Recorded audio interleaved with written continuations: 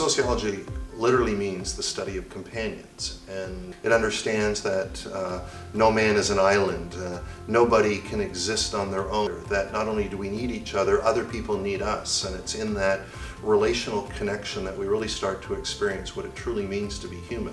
And good teachers understand that they can make all the difference in the world to someone's life, understanding it in those ways, that it's multifaceted. So human flourishing is a huge part then of what a teacher does and cares about.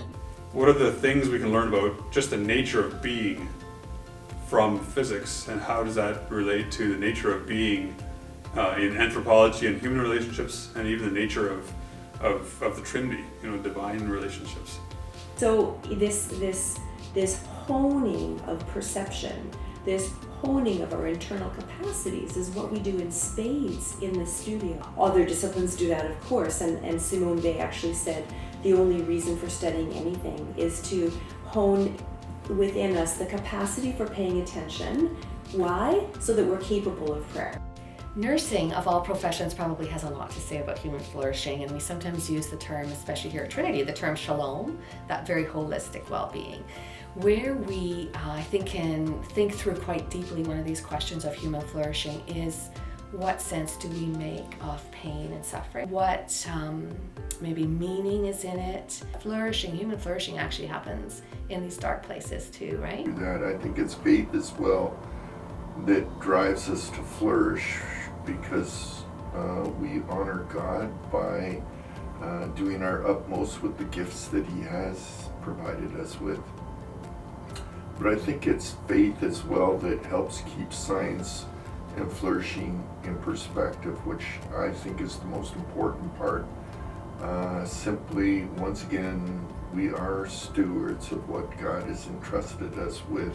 I think the concept of human flourishing is foundational to what biblical studies is about. We're not just interested in the academic study of history or backgrounds, but we're actually interested in how the message of Christ and the work of Christ on the cross actually changes us. It helps us to love God better.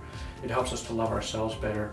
It helps us to love our neighbors better. And I think it helps us to love even our enemies better. And if we look at human kinetics and the objective of human flourishing, I think there we have lots of overlap.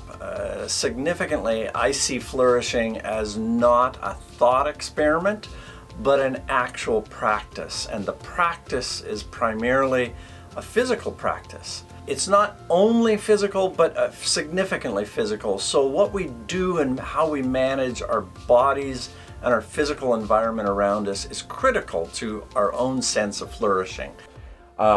A defective soul will never experience happiness, will never experience living well and flourishing. So, what is the virtue that allows the soul to do her job? The virtue is justice. What is justice? What you owe the other. What do you owe the other? Well, the other is beautiful. And what do you owe the other? Love. Who benefits? Well, the other benefits. How do you benefit?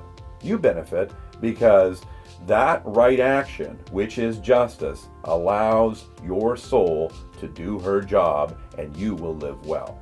Yeah, so I think actually there's kind of a tendency nowadays for people to downplay the role of the body when it comes to behavior and experience and our feelings, our emotions.